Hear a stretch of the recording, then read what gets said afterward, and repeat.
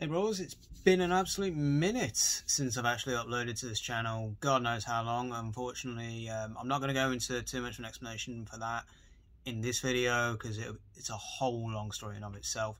But today I wanted to talk about Bakugan Season 5 or Bakugan Legends, because as it appears to be, this is the final season for the Awesome Brawlers, Drago and a slew of other characters for the time being. And I wanted to give sort of I'm not going to call this a review, it's more my opinion on how this season went compared to older seasons.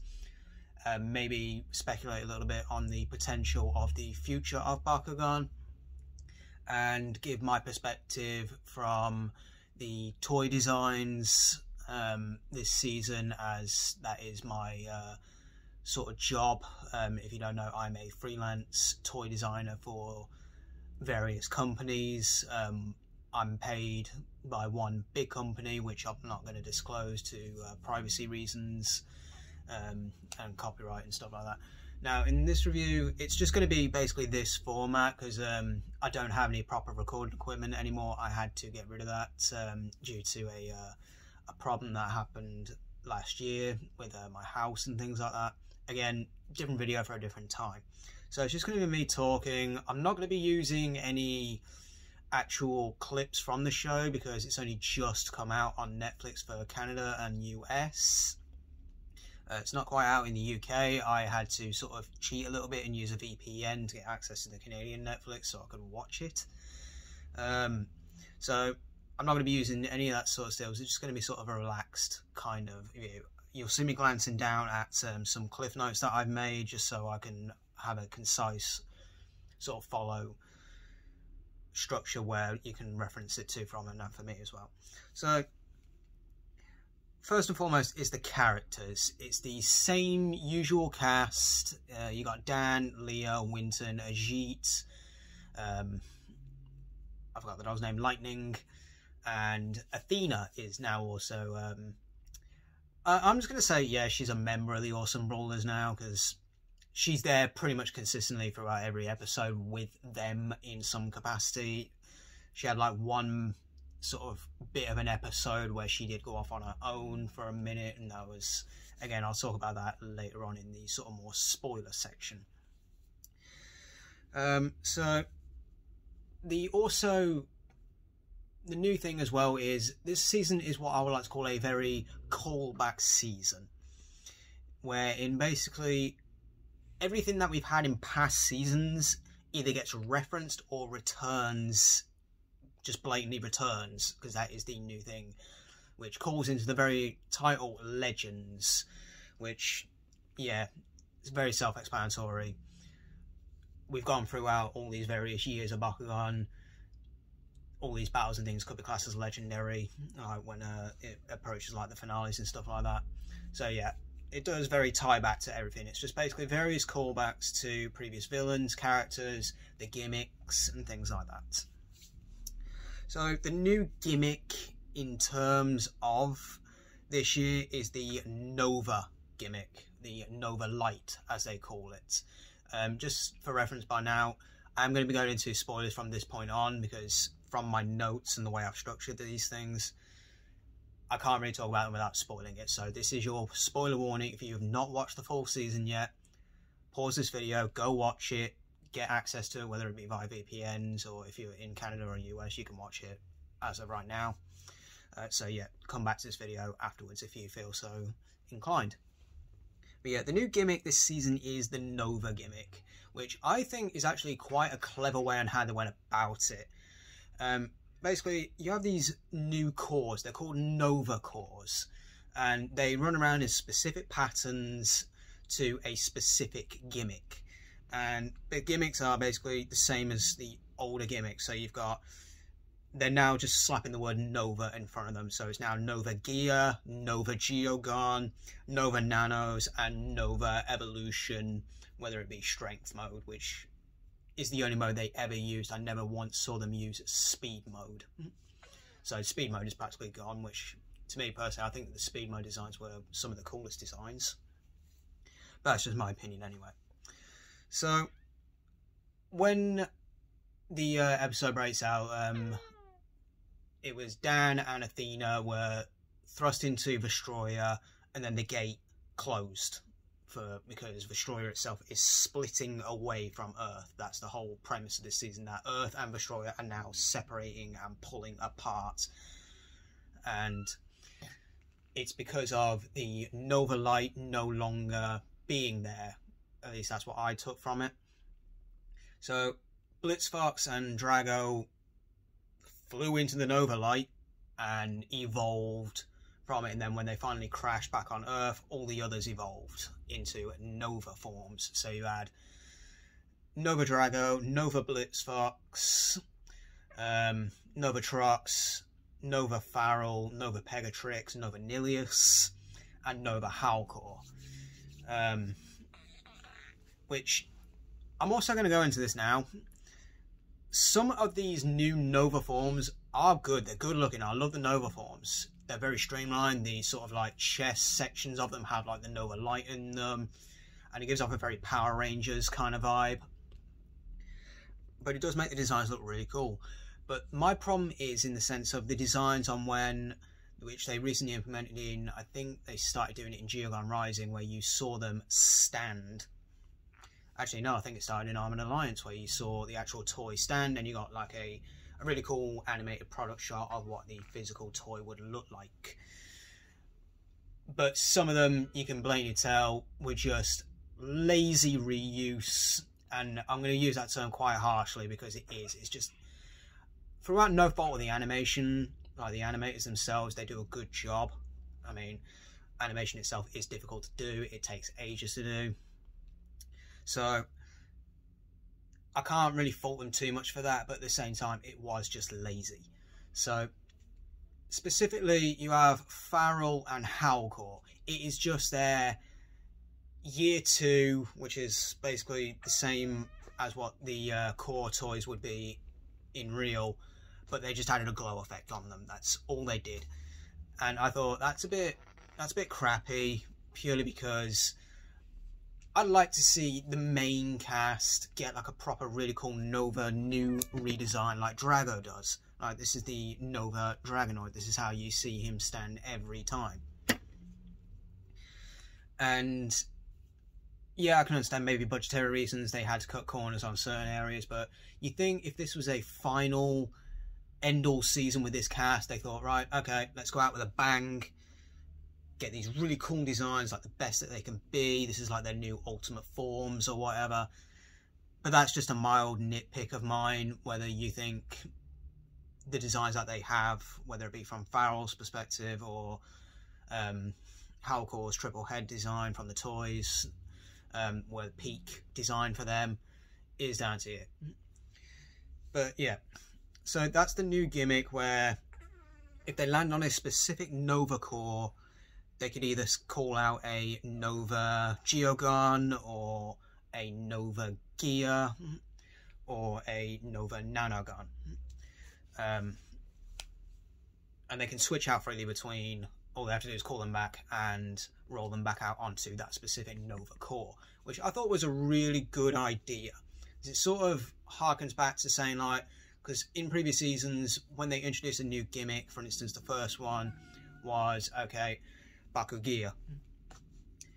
Within Geogun Rising, it was never seen again. It was like, okay,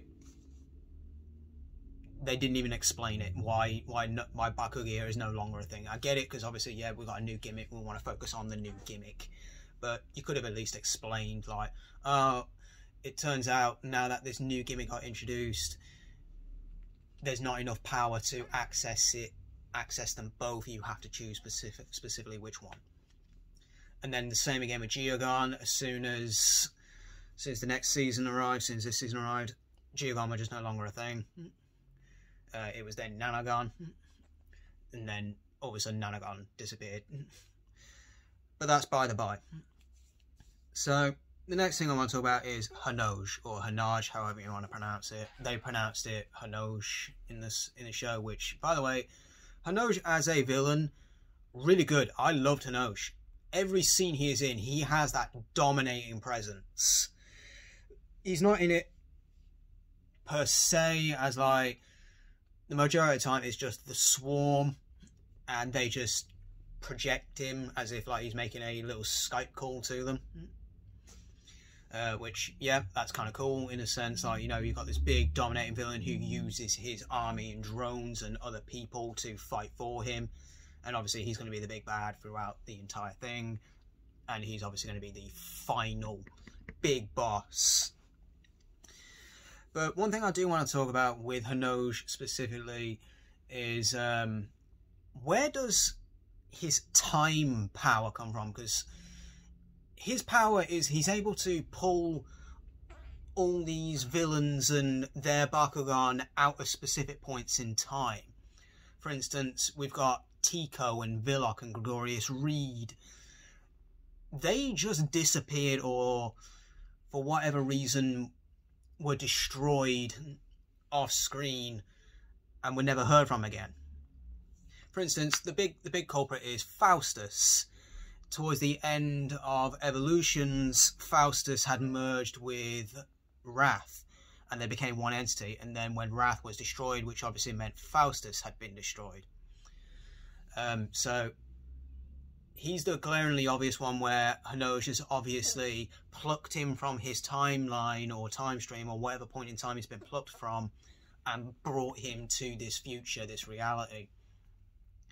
And they don't really explain how Hinoge's time travel power works. Like, I wish they did. Granted, this season is only 13 episodes long, so it's a very short season in that term.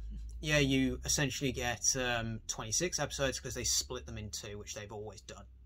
So, depending on how you look at it, 13 full, like, 25-minute episodes, or 26 12-minute episodes. However you want to look at that. But I wish they would have done like a little bit of maybe a flashback scene, like, you know, Hinoge when he attained the ultimate power, as he exposits to the Awesome Brawlers, that it allowed him to go back in time or go forwards in time or manipulate time somehow. I wish they would have explained that just ever so slightly. It would have given a little bit more context, but again, I understand shorter season. Maybe they just couldn't quite fit it in. They just wanted to get on with the overarching story, which is another point we're now going to go into discussion of. The overarching story is pretty much the same as, I believe, Geogon Rising is a battle judgment. Hinoge has arrived and is sucking the energy from both Destroyer and Earth. He wants all the energy to himself. That's how his power is. He's like an energy vampire of some kind, which is really cool. I like that concept. And he uses his drones, i.e. the swarm, to suck all that energy from the Earth or Destroyer and power him up. And his power is very imposing. He's a big, massive Bakugan. Like, when you see him in a specific shot between Drago and Nilius, I think it was, and then you see Hinoge. Hinoge is massive between them. He is huge. He is very imposing. And he sort of gives off this explanation, a bit of backstory onto him, that he has conquered many worlds. So I think that's where it's going to tie into maybe the future of Bakugan a little bit, which again I'll get on into later on in the video. And he sort of, his power is on a whole nother level. Like, on the little mini display thing where it displays their power, like their G power or life total, however you want to call it, you see like Dragon Ilias has their basic like 600, and then he has 5,000, which is awesome because that explains like he is powerful. He's the big beast of this season. But they never explained how he got his power. It's just, yep, big powerful guy. Here we are. And then swiftly move on. Which is another thing about this season. The pacing is okay at times, but it also, you can glaringly tell where they just wanted to rush things. Specifically the training episode where they are trying to, I believe it was called the Nova Technique, where they were deciphering how these new Nova cores work, how they can use them and master them. Each character gets like 2 minutes of like working it out, and then all of a sudden they master it within like I said, 2 minutes. To me, that's just rushed, it's lazy, and the gimmick again is with Dan in Evolutions. He's the mediocre one, he's the one that's getting left behind, he can't master it right away, which I thought, okay, once, that's fine, you need to nerf the main character a little bit to sort of bring up these other characters, but they do it again this season, and I'm thinking, this is just my personal opinion by the way, they're just doing it for the sake of doing it with comic relief now. When I thought in the last season with Evolutions, Dan accepted that he's not the end-all be-all most powerful brawler there is to exist. He needs the help from his friends, and he needs to ask them for the help that he needs. He needs to swallow his pride, he needs to go and ask them for help and train with them. And in this season, yet again, he refuses to do so. He just pouts until he finally gets it. Or gets the help handed to him on a plate. But that's just a nitpick on my own. So, building on that, I want to go to the voice actors now. The voice acting is very lackluster in certain areas, but phenomenal in others. For instance, Magnus, Julius Cho. You can tell he pours a lot of love into the character of Magnus. He loves playing the character. I've seen him with his interactions on Twitter and Instagram on how he loves voicing Magnus. He loves being Nilius, and he likes playing the game himself. So his voice acting alone brings the season up again. Magnus is not in it a lot this season, but for I'd say the first 4 episodes, he does have a presence there, and you can tell that Julius Cho is giving it his all, as we don't know if this is going to be the last we see of this character, so he's giving it the end-all be-all, as per usual. So Magnus himself, really great.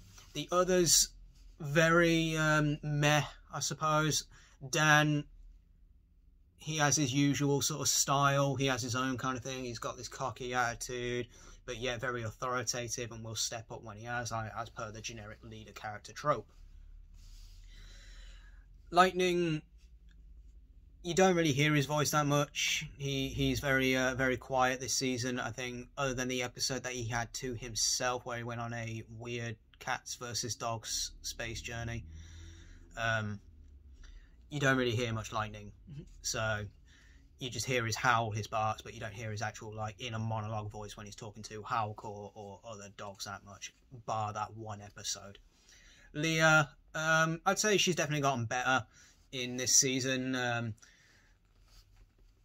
Again, each character I'd say has about the same amount of time. It's mainly when they're in a group you hear the most of them all. Specifically, I didn't really notice Ajit talking that much this season, again minus his little training arc in the one episode, the Nova Technique.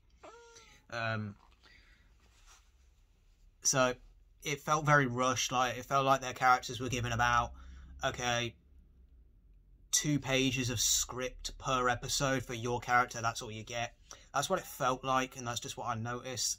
I could be forgetting certain bits, but that's just the way that kind of felt when it came to the characters. It felt like they weren't given much, but at the same time, I can kind of give that a slight pass because it is a very smaller season. It's, like I said, it's 13 episodes. So, as it's the end-all be-all season, it's very much a look back on all the memories we've got of the previous 5 years of all these seasons, from season 1 to Legends. And it's obvious that they're saying, right, Earth and Destroyer are now separated, they are no longer together, so Bakugan might be going from now on. So that kind of leads to the question, what is the future of Bakugan? And I thought, okay, there is one specific line which I mentioned earlier that I thought could open the door to potential future seasons of Bakugan. So, in the one episode that I referred to earlier where Hinoj has mentioned that he has conquered many planets and sucked their energy and power, which means Bakugan is known on a galactic scale. It's quite widely known. Take Havoc from Armored Alliance. He knows that Bakugan exist. He's encountered them before, maybe. So Vestroia is known on an alien scale. So to me, with Vestroia and Earth pulling apart, and Vestroia becoming its own planet now, that could lead into a sort of spin-off show where they go with the alien route, because alien shows do have a sort of pretty good foot in the door with kids shows. I'm noticing a lot of like shows are going on the space sort of trend. So I think that's where they were sort of saying like, okay, the Earth stuff is done, the Awesome Brawlers story is practically complete, we've evolved them so much that they are now just overpowered, and these characters, we can't think of any more ways of, aside from giving them god status, of evolving these specific characters anymore. So I think this is where they were trying to set the stage on saying like, okay, maybe we can go to other worlds where there's other sort of like alien beings or humanoid like beings that have other types of Bakugan. Like we know, we've seen the leaks of the new bind system that they're planning. Whether that's an actual thing or not, I don't know. It's just leaks. So that's entirely speculation. So I think that does open the door to that sort of potential, and I think that might be an interesting way of going about it. But I've got a funny feeling that the way Spin Master is going to work with this is, okay, we've had 5 consistent years of Bakugan. We're going to leave the license live for a year or 2, and then we'll come back to it and see if any interest is still there. And I think this might be a good marketing way about it. Now, as someone who works as a toy designer and has worked with marketing teams before, I'll give a little bit of insight into how they might be thinking. This is not true, this is just my opinion, so I'm going to throw that out there. I think they are going to let this season lie and let Bakugan license lie down for a bit and play a little bit of catch up, because we know as the toy collectors and the TCG community that things have been left behind and left on the drawing table a little bit, whether it be from cancelled waves, the TCG itself. And I think Legends is going to offer a way for them to play catch up on some of these cancelled designs, where they can just sort of say, okay, we've got these designs, we've got the prototypes, we can put these in the Legends line and say, well, yeah, this is their new, it's because it's a callback season, we've got gear packs, we've got nano packs, Geogon packs, stuff like that. They can throw all these into the packs and put that under the moniker of the Legends line to say, here's the legendary pack of, like, say for instance Skullor. Skullor's a well-known cancelled Bakugan that everyone really wants, so they can put him in a Legends pack and say, here's a legendary Bakugan called Skullor. Things like that. As well as the TCG. Now, it's become practically a meme in this community that the TCG is dead, which I am very 50-50 on. I think the TCG is dead in the sense that, yeah, we've not had any product for it for years now, since Armored Alliance, and even then it was very scarce. I think, like I said, the last set we got was either Shields of Destroyer or Fusion Force, and even then they weren't properly released. A couple of YouTubers got some packs, I believe, and the rest were found on eBay, of all places. So we know that these things exist, they produce them. They're just sat in a random warehouse gathering dust, which is a huge waste. So I think they can use this opportunity to sort of pump the Bakugan product back out again. That way they're not focusing on, okay, we need to keep it in tandem with the anime. I think now that Legends is finished and that Bakugan itself is finished for a little bit, whether it be temporarily or permanently, they can say, okay, we can now just push products, just push all this product out, and then they can make their money from that. And then if it begins making more profit, they'll bring Bakugan back with new seasons. So I think that might be Spin Master's mentality of it. That's what I'm kind of hoping, at the very least. That's my personal hopes and opinion on that. So in terms of the future of Bakugan, I'd love to hear what you guys think the future might be. Do you think Bakugan is done now? It's outpaced the previous seasons, the original Bakugans, from Battle Brawlers to New Destroyer to all of them, to the originals. The originals, yeah, you can say, had 4 years with Baku Tech, which only released in Japan, I think, of all places, but never got a European release or American release. It only went to, I think it was Mectanium Surge, and I think that was the last one that they had for that. So it outpaced the original. So what do you guys think? Do you think it's do you think Bakugan is now officially done? Spin Master's going to let go of the license and let maybe Hasbro or Mattel or someone else pick up the license again and reboot it again, which would make the second reboot? Or do you think Spin Master's just going to let it lie for a while, keep it on hand, and then say, okay, yeah, it's been a year or two, we're bringing Bakugan back with a new, fresh set of seasons? So write down in the comments on what you guys think, what it is. And also, what do you think of this season? Do you think it was too short? Do you think it wasn't long enough? What are your guys' opinions on how they handle the characters and how they handle the evolutions? And more importantly, what would you like to see Bakugan go? Where would you like to see it happen? Do you think they should go the ancient Bakugan route, because they've made plenty of reference to ancient Bakugan battling and stuff like that? Hanoj specifically said many centuries ago, when Bakugan was just still very fresh, that he tried to conquer them. Do you think they could go with an ancient route, kind of like Yu-Gi-Oh with the ancient Egypt stuff? Or do you think they can go a more futuristic route where Bakugan and Destroyer have established like space travel between Earth and other planets, and now have migrated between the planets and go the space route?